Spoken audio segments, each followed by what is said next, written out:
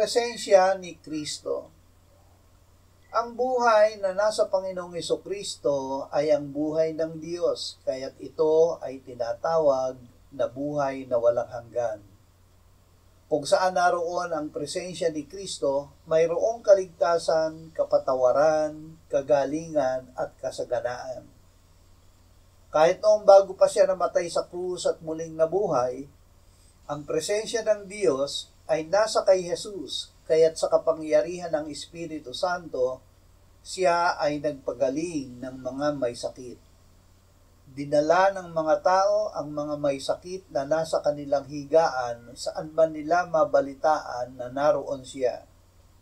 Saan man siya pumasok sa mga nayon o sa mga lungsod o bukid, inilalagay nila sa mga pamilihan ang mga may sakit at pinapakiusapan siya na ipahipo man lamang sa kanila ang laylaya ng kanyang damit.